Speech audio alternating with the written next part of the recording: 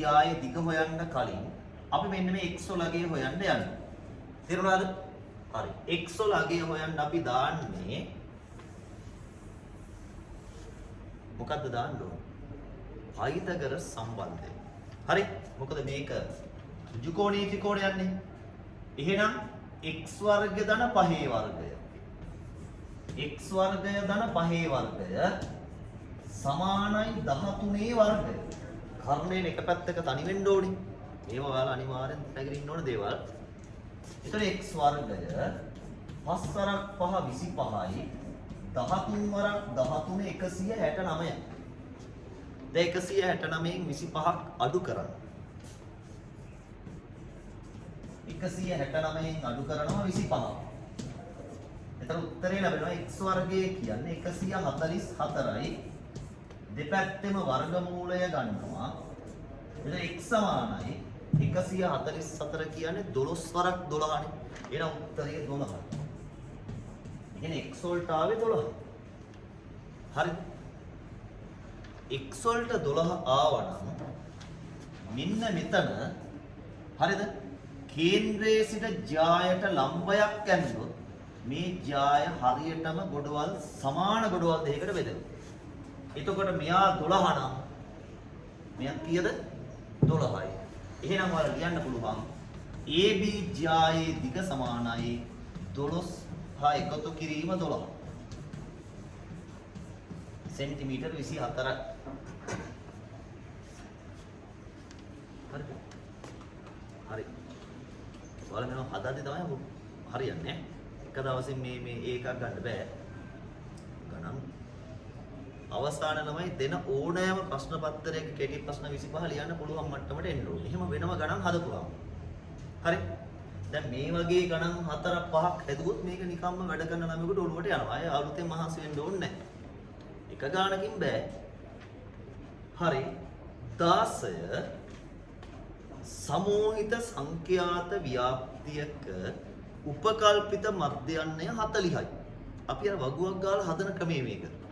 උපකල්පිත මධ්‍යයන්ය 40යිලු අපගමනවල මධ්‍යයන්ය ඍණ 2.2යි. අපෙන් අහන්නේ සැබෑ මධ්‍යයන්ය නේද? ඔයාලට මතකද දන්නේ නැහැ. අර වගුව ගාලා හොයද්දී අපි ඔයාලට මතක ඇති මෙන්න මෙහෙම එකක් කරනවා. උපකල්පිත මධ්‍යයන්ය එකතු කිරීම සිග්මා FD බෙදීම සිග්මා F කියලා අන්තිම උත්තරේ ගද්දි දිනනවා. ඒතර මේ තමයි උපකල්පිත මධ්‍යයන්ය. කීයද මේක උපකල්පිත මධ්‍යයන්ය? 40යි. මේ තමයි අපගමනවල මධ්‍යයන්ය. හරි? සිග්මා FD බෙදීම සිග්මා F කියන්නේ අපගමනවල මධ්‍යයන්ය. ඔයාලා දන්නවා ධන උත්තරයක් ආවොත් මේකට එකතු කරනවා. මෙතන ඍණ උත්තරයක් නම් මේකෙන් අඩු කරනවා. දැන් මේකේ තියෙන ඍණ උත්තරයක් ඍණ 2.2. එහෙනම් අපි කරන්නේ මෙයාගෙන් ඍණ 2.2ක් අඩු කරනවා. 40න් 2.2ක් ගියාම උත්තරේ ලැබෙනවා 37.8. හරි. හරිද? 37.8යි. හදාගන්න බෑ. වැරදුනාට කමක් නැහැ. ඉතින් මේවා ඉගෙන ගන්නයි ඕනේ. 37.8යි.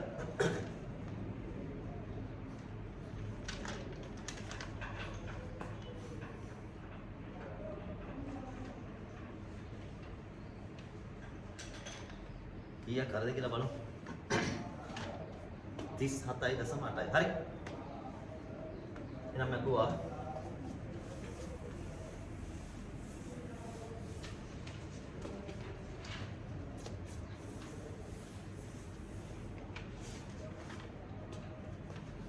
ඊළඟ ප්‍රශ්නය 2x බෙදීම 3 අඩු කිරීම 1 සමානයි 5යි. මේ ගාන හදන්න ලේසිකම 2 3ක්ම තියෙනවා. එක ක්‍රමයක් තමයි හරි මුළු ගානම මේ ගානේ හැම පදයක්ම 3න් ගුණ කරලා හදන්න පුළුවන්. බෙදීමේ 3ක් ඉන්නවා නම් මේ මුළු ගානම 3න් ගුණ කරනවා. හිතන්නකො මෙතන 3ක් ඉඳලා මෙතනත් පහළ 2ක් ඉන්නවා කියලා. එහෙම හිටියොත් අපි මේ ගානම ගුණ කර හැකි 3 2 පොදු හරය කාගෙන්ද?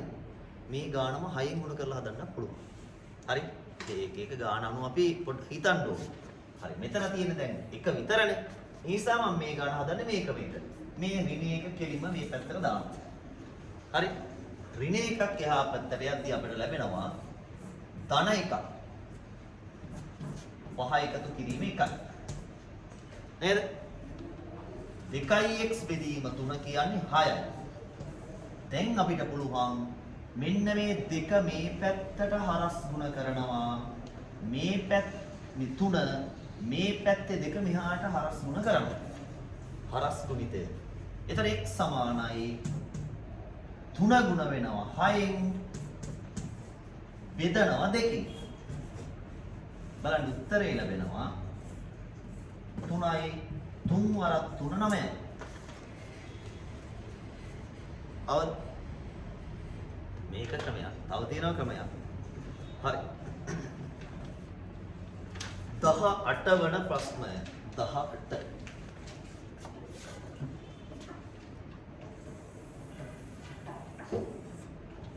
දැන් මුලින් ඉඳන් මොන වැඩේ පටන් ගන්න තව වලට හරියට මාස කීයක් තියෙනවද? 9යි.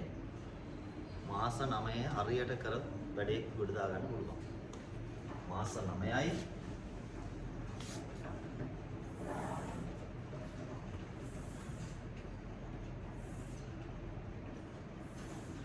හරි. මෙතන x ඉන්නවා. ලේසි ගානක්. මෙතන 40යි. අපෙන් අහන්නේ x වලගේ නේද? හරි ලේසි ගානක් කියන්නේ. මේ තියෙන්නේ එකම වෘත්ත ඛණ්ඩය මත තියෙන කෝණනේ. බලන්න. මේක 40යිලු. එහෙනම් මෙන්න මෙතන කෝණයත් හරියටම අංශක 40යි. එකම ඛණ්ඩයේ කෝණ සමානයි. හරි. මෙතන 40 නම් මෙතන 40යි. අපෙන් මහන්නේ x වලගේනේ. එහෙනම් ඉතින් 180 කීයද අඩු කරන්න ඕනේ? 40ක එක ලේසි. අංශක 140. 180න් 40 ගියාම අංශක 140. 18 හරි.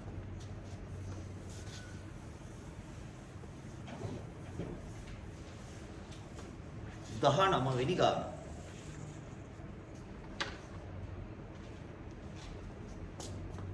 19 මෙහෙමයි වෙන්නේ. හරි. හොඳට බලාගන්න. මේක හරියට කරන්න මිනිත්තුවට ලීටර් 50ක ශීඝ්‍රතාවයකින් ජලය ගලා එන නලයකින් ලීටර් 1000ක ජල ටැංකියක් පිරවීමට ගතවන කාලය. හරි. ඔයාලා දන්නවා මේකේ තියෙන්නේ මිනිත්තුවට ලීටර් 50ක් නෙන්නේ.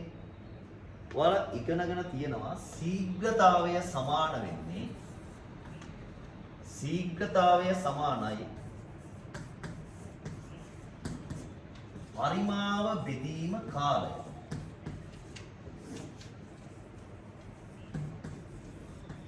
ශීඝ්‍රතාවය කාට සමාන වෙන්නේ? පරිමාව බෙදීම කාලය. එහෙනම් මේකේ ලීටර් 1000ක ටැංකියක්නේ පුරවන්න යන්නේ. ඒතර අපි දන්නවා ශීඝ්‍රතාවය මිනිත්තුවට ලීටර් 50යි. දැන් කාලය හොයන්න ඕන නම් අපි කරන්න තියෙන්නේ හරියටම පරිමාව බෙදනවා කාගෙන්ද? ශීඝ්‍රතාවය. ඒක තේරුණාද? හරි. එහෙනම් මේක මම දන්නවා. දැන් අපිට පුළුවන්. හරි. ආපහු බලන්න 19 වෙනි ප්‍රශ්නේ මෙහෙමයි.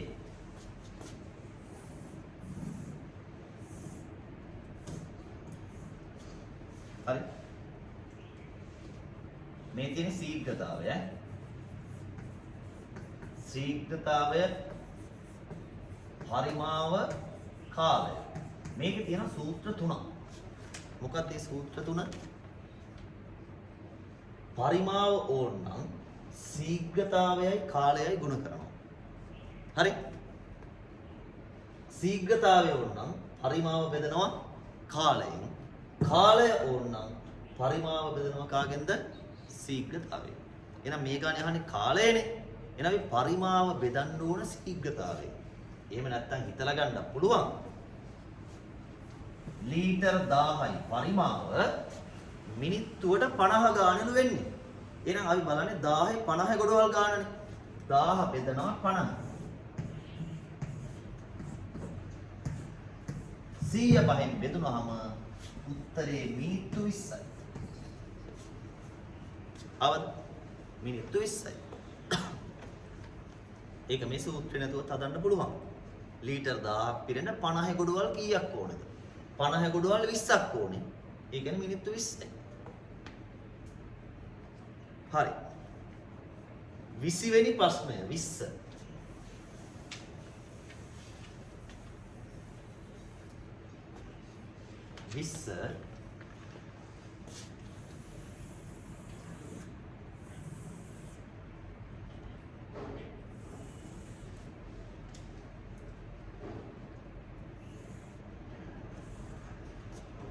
මෙතන 50 මෙතන x බලන්න අපි ලේසියෙන්ම හොයමු. මේ පාද දෙක සමානයි. මෙතන කේන්ද්‍රය නිසා අරයන්. මෙතන 50 නම් මෙතන 50යි. පාද දෙක සමාන නම් කෝණ දෙක සමානයි. මේ දෙන්නගේ එකතුව බාහිර කෝණයට සමානයි. එනම් උත්තරේ x සමානයි අංශක 100යි. තේරුණාද? තව ක්‍රමයක් තියෙනවා. එකපාර ගන්න පුළුවන් 50යි 50යි 100යි. එහෙම නැත්නම් 50යි 50යි 100යි මෙතන 80යි. මෙතන 80 නම් ඒත් මෙතන කීයද? 100යි අර එකතු අංශක 180ක් නිසා. හරිද? හරි. ඒක ලේසි. x කියන්නේ අංශක 100යි. ඔන්න බලන්න 21 හොඳ ගානක්.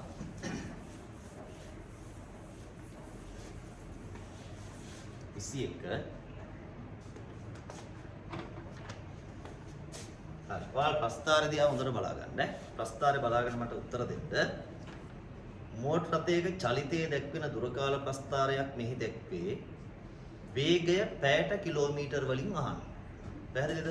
හැබැයි ළමයි මේක තියෙන්නේ දුරට කිලෝමීටර් වල ගාන හරියට බලන්න කාලයට තියෙන මිනිත්තු. තේරුණාද? දැන් අපෙන් අහන්නේ වේගයනේ. අපි බලන්නේ මේකේර ලකුණු කරලා තියෙන තැනට දුර හරියටම කිලෝමීටර කීයක් තියෙනවද? 30යි. තේරුණාද? දුර 30යි. ඒ වෙනකොට ඒ දුර 30 වෙනකොට අදාළ කාලය මිනිත්තු කීයද? 20යි. පැහැදිලිද? මිනිත්තු 20 දාන්නේ නැහැ. මිනිත්තු 20යි කියන්නේ 60න් 20යි පැය කරපුවා. අනිවාර්යෙන් පැය කරන්න 60න් බෙදන්න එපැයි. 60න් 20යි. පැහැදිලිද? අනිවාර්යෙන් මිනිත්තු පැය කරලා ගාන හදන්න ඕනේ. මිනිත්තු 20ෙන් බෙදුවොත් මේ ගාන වර්ධිනවා. මේක සරල කරපුවම 6න් 2යි. එහෙම නැත්නම් 3න් 1යි. 20 ඒවා 3ක් නේ 60. එහෙනම් පැයකින් 3න් 1යි. එහෙනම් 30 බෙදන්න ඕනේ 3න් 1. 20ෙන් බෙදලා හරියන්නේ නැහැ. පැය වලින් බෙදන්න. එතකොට අපි ඉගෙනගෙන තියෙනවා 30 බෙදීම ಗುಣ කිරීමක් කරලා මෙයාගේ පරස්පරය ගන්න ඕන. 3න් 1 පරස්පරය 1න් 3. උත්තරේ 30 වරක් 3 90යි kmh ඍණ 1යි. පැයට කිලෝමීටර් 90. හරි. අඩුපාඩු හදාගන්න. පැයට කිලෝමීටර් 90යි. හරි. 22 වෙනි ප්‍රශ්නය. 22. ඒක නම් ලේසි. ඒක නම් බෝඩ් එකේ දාන්න නැතු උත්තරේ කියන්නම්. සර්ව සම රතු පෑන් 3යි, නිල් පෑන් 5යි. ඔක්කොම පෑන් 8යි. වාජනයක ඇත. සමන් එයින් අහඹලස පෑනක් ගනී. ඔහුට රතු පාට එකක් වීමේ සම්භාවිතාව. රතු පෑන් 3යි, නිල් පෑන් 5යි. එහෙනම් 8න් 3යි. හරිද? 8න් 3යි. පහළට 8 උඩට 3. 8න් 3යි. හරිද? ඊළඟ ප්‍රශ්නේ 23. ඔය 23 නම් මේ 10 වසරේ වර්ගමූලයේ පාඩමේ ප්‍රශ්නය. 23 වෙනි ප්‍රශ්නය. බලමු. මූල 19 පළමු සන්නිකර්ෂණය සොයන්න. හරි. මතකද දන්නේ නැහැ. මතක් කරලා ගමු. වර්ගමූල 19. හරි. දෙපැත්තේ වර්ග සංඛ්‍යා දෙක අපි ලියා ගන්න ඕනේ. මේක දෙපැත්තේ වර්ග සංඛ්‍යා දෙක තමයි එක්කෙනෙක් 16 එක්කෙනෙක් 25. හරි. 25 උත්තරේ 5යි. 16 උත්තරේ 4යි. 16 උත්තරේ කීයද? 4යි. මොකද අහගන්න 19 ළඟ කාටද? 16ටද 25ටද? 16ටද 25ටද? 16ට. 16ට වෙනස 3යි 25ට වෙනස 6ක් තියෙනවනේ. එහෙනම් අපිට මේකට එන්න ඕනේ කවුද දන්නවද? 4.5ට වඩා අඩු අගයන් තමයි මේක උත්තරේට එන්නේ. 25ට ළඟ නම් තමයි 4.5ට වඩා වැඩි අගයන් එන්නේ. පැහැදිලිද? එහෙනම් ඔයාලා හොඳ අගයක් නිර්මාණය කරමු. ආසන්න අගයක් බලමු. 19 16ට ළඟමත් නැහැනේ. ඒ නිසා මම මේකට තෝර් ගන්නවා 4.3. අර දෙන්න පුළුවන්. 4.3 අරගෙන 4.3න් ගුණ කරමු. 3 වරක් 3 9යි 3 වරක් 4 12යි. 4 වරක් 3 12යි. 4 වරක් 4 16යි 1යි 17යි. කීයද මට ආවේ? 18.49 නේ. එහෙනම් මම ඊළඟට තෝරගන්න ඕනේ 4.2 නෙමෙයි. 4.4. මොකද 19ට ආසන්න වෙන්න ඕනේ. මම 4.2 ගත්තා නම් තවත් 19ට අඩු වීමක් නෙවෙන්නේ. ඒ නිසා මම ඊළඟට 4.4. 4 වරක් 4 16යි. 4 වරක් 4 16යි 1යි 17යි. 4 වරක් 4 16යි 16යි 1යි 17යි. 6යි 3යි 9යි 1යි. අන්න 19.3යි 6 ආවා. හරි. දැන් තමයි ප්‍රශ්නේ. මෙයාද 19ට ළඟ මෙයාද 19ට ළඟ. 4.9 බණ්ඩු. 18.49 ගන්නකො. මෙතන දශම බිංදුවයි 5යි එකක් කුඩයි. හැබැයි මෙතන විශාල 0.3යි 6ක්. එහෙනම් මෙයා තමයි ළඟින් වෙන්නේ. එහෙනම් අපි ගන්නවා වර්ගමූල 19 උත්තරය 4.4යි. හේතුව මෙයා තමයි ළඟින් ඉන්න සංඛ්‍යාව. එහෙනම් මෙයා තමයි යාගේ ආසන්නම උත්තරේ. හරි? පාඩම නෙමෙයි කරන්නේ මතක් කරේ. දැන් ඔයාලා දොන ඔන්න මේක දැන් ගැටලුනේ. එතකොට තමයි අර පොත් පෙරලලා බලන්න ඕනේ මේවා දැන්. හරිද? පොත් පෙරලලා බලන්න. පොත් තියනවද දන්නේ නැහැ නේ.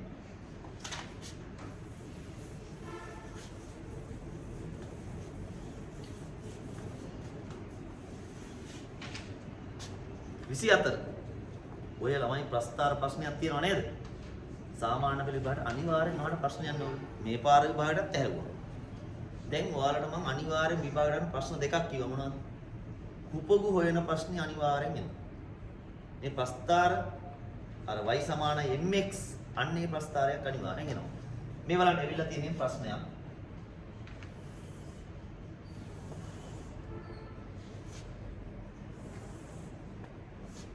මෙතන ධන 3.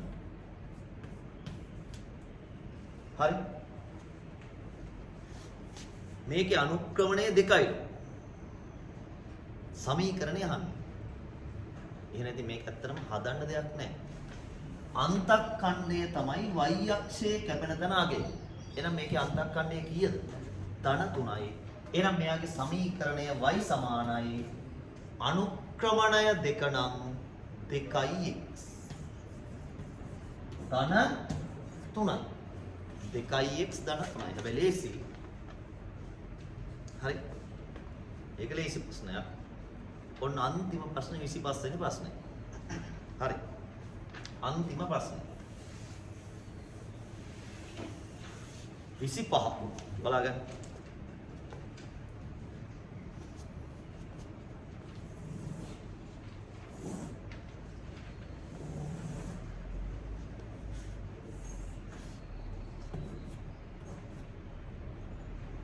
හරි. AB රේඛාවට සෙන්ටිමීටර 5ක් දුරින් මේ බලන්නකො. මේ තමයි AB රේඛාව. හරියට මේ ටික සෙන්ටිමීටර 5යි නම් මේ තමයි සෙන්ටිමීටර 5ක් දුරින් තියෙන හරි පතය. A හා B ලක්ෂ වලට සම දුරින් අපි අඳින්නේ ඔන්න ඕක විතරයි. 5ක් දුරින් කියන කියලා ඇඳලා තියෙන්නේ මේ. තේරුණාද? A ටයි B ටයි සම දුරින් නම් අපි කරන්න තියෙන්නේ මෙන්න මේ රේඛාවේ ලම්බ සමච්ඡේදකේ අඳින්න. කවුද අඳින්නේ? ලම්බ සමච්ඡේදකේ. දල සටහනන්නේ. අපි කරන්නේ මෙච්චරයි. දල සටහනක් නිසා මෙහෙම ඇඳලා මෙතන 90 දාලා මේ දෙපැත්ත සමානයි කියලා දාන්න. අය කව කට්ටෙන්ම අඳින්න කියලා එකක් නැහැ මේ වෙලාවේ. හරි. දල සටහන. නිර්මාණ රේඛා දක්වමින් ලබා ගන්න මේ. කව කට්ටෙන් අඳ ප්‍රශ්නයක් නැහැ. මෙන්න මෙතන තමයි කවුද ඉන්නේ? P ලක්ෂයේ තියෙන්නේ. හරිද? හරි. ඔන්න කෙටි ප්‍රශ්න 25 ඉවරයි.